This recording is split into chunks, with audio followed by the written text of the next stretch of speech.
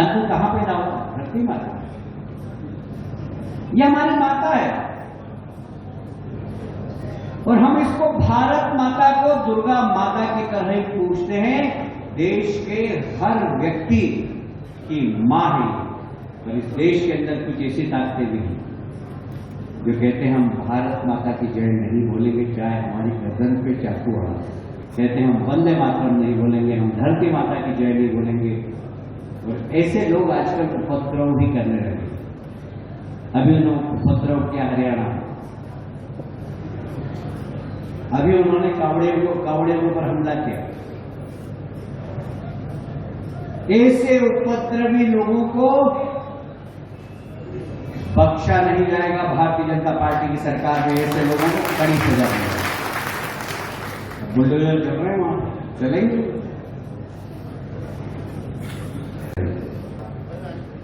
कुत्ता बैठा हुआ है, बिल्ली बैठी हुई है। कुत्ता बिल्ली की तरफ नहीं देखता। सांप है, नेवला है, दोनों एक दूसरे की जान बचा के बैठे हुए। चूहा भी बैठा हुआ है, वो भी कोने में बैठा है, बिल्ली उसकी तरफ नहीं देखती। बिल्ली भी वहीं बैठी है, चूहा भी वहीं बैठा है, सांप भी वहीं बैठा है, नेवला भी वहीं बैठा है, कुत्ता भी वहीं बैठा हुआ है। सब अपनी अपनी जान बचा रहे क्योंकि नीचे बाढ़ है। इसे देश के अंदर मोदी जी की बाढ़ है। ये सारे लोग राजनीतिक दल के लोग इकट्ठे होकर मोदी जी के खिलाफ इकट्ठे हो। उनसे पूछे भाई तुम्हारा उद्देश्य क्या है? बस मोदी जी हटाओ। भाई गरीबी हटाओ। दिग्विजय सिंह जी बोलते थे तारीख नहीं बताएंगे, अब तो भैया तारीख भी बता दी। भूमि पूजन भी कर दिया, जनवरी में प्राण प्रतिष्ठा भी हो रहे हैं। और हमारे राम तो इतने दयालु हैं कि दिग्विजय सिंह जी, आप और आपकी नेता जो कहती है सोनिया जी कि राम तो काल्पनिक, राम नाम का कोई व्यक्ति हुआ ही नहीं दुनिया के अंदर, ये कल्पना है। आपने अपने जीवन में जितने भी पाप किए हैं, जनवरी में प्राण प्रतिष्ठा हो रही है, अपने परिवार के साथ, अंडे बच्चों के साथ चले जाना, राम जी का चरण वंदन कर देना, सारे पाप धुल जाएंगे आपके। तो भारत माता को अपनी माता बोलता है, वो हमारा भाई है। वो जो ये नारे लगाएगा कि भारत तेरे टुकड़े होंगे इंशाअल्लाह इंशाअल्लाह, तो याद रखना उसको भारत में रहने नहीं दिया जाएगा, क्योंकि ये हमारी मां है। हम किसी के विरोधी नहीं है। जो भारत माता की जय बोलता है वो हमारा भाई है, जो वंदे मातरम बोलता है वो हमारा भाई है। ऐसे लोगों को इस देश में रहने का अधिकार नहीं, और ऐसे लोगों के खिलाफ भारतीय जनता पार्टी हमेशा खड़ी रही। कहते हैं माता जी हमारी नहीं है, माता जी है भैया, ये भारत माता हमारी है। जैसे भारत माता है वैसे ही दुर्गा माता है हमारे लिए। भारत माता और दुर्गा माता में कोई अंतर नहीं, क्योंकि ये भारत माता, ये धरती जिसकी छाती को हम हल से चीरते हैं, अन्न बोते हैं, वहां से अन्न की बौछार होती है और हमारे पेट में जो दाना जाता है वो ये धरती माता देती है। इसलिए हमारी माता है ये, और इसलिए हम कहते हैं भारत माता की जय। ये भारत माता की जय हम इसलिए बोलते हैं कि हमारा वजन सहती है। हमारे सारे, हम जितना भी खाते हैं पीते हैं, अगर पेड़ खड़ा हुआ है हम ऑक्सीजन लेते हैं, पेड़ नहीं हो तो ऑक्सीजन नहीं लेते। और पेड़ कहां लगते हैं? धरती माता। अंत कहां पैदा होता है? धरती माता। यह हमारी माता है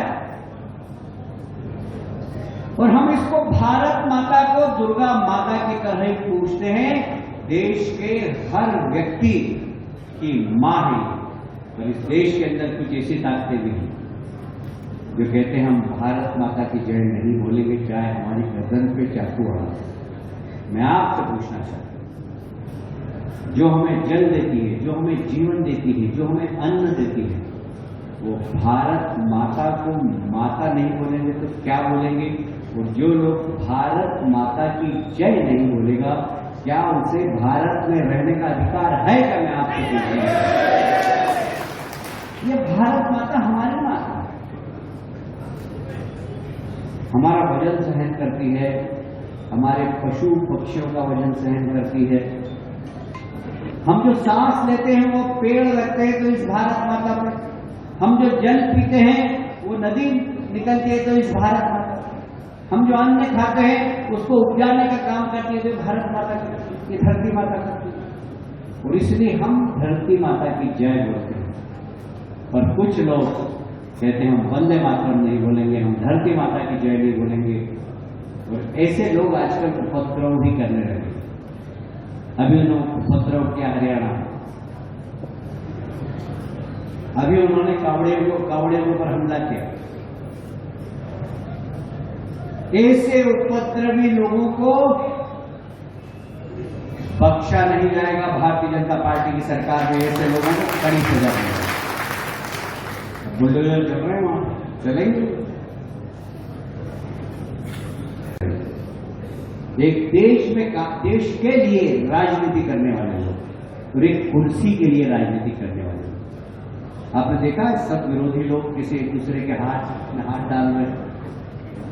अरे बंगाल के अंदर ममता जी ने पंचायत के चुनाव में सीपीएम के लोगों को भी मारा, 1 महीने के अंदर 70 हत्या हुई, कांग्रेस के कार्यकर्ताओं को भी हत्या की। वहां आपस में दुश्मनी है और दिल्ली में आके हाथ मिला लेते हैं। अभी गुजरात में बाढ़ आई, हेलीकॉप्टर से लोगों को सामान बांट रहे थे। एक हेलीकॉप्टर वाले मित्र ने मुझे बताया कि एक छत पर मैंने देखा कुत्ता बैठा हुआ है, बिल्ली बैठी हुई है, कुत्ता बिल्ली की तरफ नहीं देखा, सांप है, नेवला है, दोनों एक दूसरे की जान बचा के बैठे हुए। चूहा भी बैठा हुआ, वो भी कोने में बैठा है, बिल्ली उसकी तरफ नहीं देखी।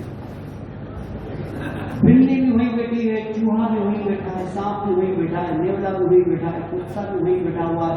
सब अपनी अपनी जान बचा रहे क्योंकि नीचे बाढ़ है। इसे देश के अंदर मोदी जी की बाढ़ है। ये सारे लोग राजनीतिक दल के लोग इकट्ठे होकर मोदी जी के खिलाफ इकट्ठे हो, उनसे पूछोगे तुम्हारा उद्देश्य क्या है? बस मोदी जी हटाओ, भाई गरीबी हटाओ, शिक्षा पद्धति हमारी की अच्छी हो, महिला सशक्तिकरण हो, बेरोजगार नौजवानों को रोजगार मिले, ऐसा कोई तुम्हारा उद्देश्य क्या? बोले नहीं, बेरोजगार रोजगार मिले या नहीं मिले, पर हमारे राहुल जी को रोजगार मिल जाना चाहिए, बस इसीलिए हम सब लोग करते हैं। एक व्यक्ति के रोजगार के लिए आज सारा गठबंधन हो रहा है मोदी जी के खिलाफ। क्या देश की जनता समझती नहीं है क्या? आज देश के प्रधानमंत्री ने देश को बहुत ऊंचाई पर ले गए। प्रदेश में शिवराज जी आज प्रदेश को बहुत ऊंचाई पर ले गए। ये पत्रकार बंधु भी नोट करें, जब 2003 में हम पहली बार सरकार में आए, उमा जी जब सरकार में, इस प्रदेश के अंदर सिंचाई का रकबा 7 लाख हजार हेक्टेयर है। तो कांग्रेस के नेता दिग्विजय सिंह जी बोलते थे तारीख नहीं बताएंगे, अब तो भैया तारीख भी बता दी, भूमि पूजन भी कर दिया, जनवरी में प्राण प्रतिष्ठा भी हो रहे हैं। और हमारे राम तो इतने दयालु हैं कि दिग्विजय सिंह जी, आप और आपकी नेता जो कहती है सोनिया जी कि राम तो काल्पनिक, राम नाम का कोई व्यक्ति हुआ ही नहीं दुनिया के अंदर, ये कल्पना है। आपने अपने जीवन में जितने भी पाप किए हैं, जनवरी में प्राण प्रतिष्ठा हो रही है, अपने परिवार के साथ, अंडे बच्चों के साथ चले जाना, राम जी का चरण वंदन कर देना, सारे पाप धुल जाएंगे आपके। हमारे राम इतने दयालु हैं और इसलिए हम जो कहते हैं वो करते हैं। बहुत सारी गलत फहमियां हमारे आदिवासी भाइयों के बीच। प्रधानमंत्री गरीबी से निकले उसी प्रकार हमारे प्रदेश के मुख्यमंत्री भी गरीब किसान हैं। गरीब का दर्द क्या होता है, गरीब की तकलीफ क्या है, ये वही समझ सकता है जो गरीब हो। राहुल गांधी जी क्या समझेंगे? जो चांदी की चम्मच लेकर पैदा हुए हो, उनको क्या मालूम कि गरीबी क्या होती है। अरे गरीब के घर में यदि जवान बेटी हो 18 साल की और उसके हाथ पीले करने के लिए अगर पैसे नहीं हो तो क्या उनके माँ बाप को नींद आ सकती है? मैं आपसे पूछना चाहता हूं, आ सकती है क्या? अब इस दर्द को कौन समझेगा? जो गरीब होगा वो समझेगा ना। राहुल गांधी तो नहीं समझ सकते, दिग्विजय सिंह जी तो नहीं समझ सकते, उद्योगपति बड़े कमलनाथ जी तो नहीं समझ सकते। इस दर्द को अगर कोई समझ सकता है तो गरीब व्यक्ति समझ सकता है। और इसीलिए जब शिवराज जी मुख्यमंत्री बने, मुख्यमंत्री बनने के बाद उन्होंने घोषणा की कि वो बेटियां जो जवान हो गई, उनके माँ बाप के पास हाथ पीले करने के लिए अगर पैसे नहीं है तो मैं शिवराज मामा घोषणा करता हूं कि उस बेटी के कन्यादान में 51,000 रुपए मैं दूंगा, 10 लाख बेटियों का। इस बात और बताओ, भारतीय जनता पार्टी के ऊपर आरोप लगता है कि हम हिंदूवादी पार्टी, हम हिंदूवादी पार्टी नहीं, हम मानवतावादी पार्टी। हमारे लिए सब समान है। हमारा नारा क्या है? सबका साथ। बताइए सब लोग, सबको मालूम है ना? सबका साथ, सबका विकास, सबका विश्वास और आखिरी है सबका प्रयास, है ना? सबका साथ, सबका विकास, सबका विश्वास और सबका प्रयास। और इसीलिए जब हमारी मुख्यमंत्री कन्यादान योजना होती है तो उस बेटी जो हिंदू परिवार में जन्म लिया जिसने, उसके तो 7 फेरे होते ही हैं, पर वो मुस्लिम गरीब व्यक्ति जिसकी बेटी का विवाह करना, तो उसको निकाह करने का काम भी भारतीय जनता पार्टी की सरकार करती है। हिंदू बेटियों के 7 फेरे हो रहे हैं और मुस्लिम बेटियों के मौलवी जी निकाह करा रहे हैं। ये भारतीय जनता पार्टी की सरकार। हम पे बहुत आरोप करते हैं, हम आरोप की चिंता नहीं करते। जो भारत माता को अपनी माता बोलता है वो हमारा भाई है। वो जो ये नारा लगाएगा कि भारत तेरे टुकड़े होंगे इंशाअल्लाह इंशाअल्लाह, तो याद रखना उसको भारत में रहने नहीं दिया जाएगा, क्योंकि ये हमारी मां है।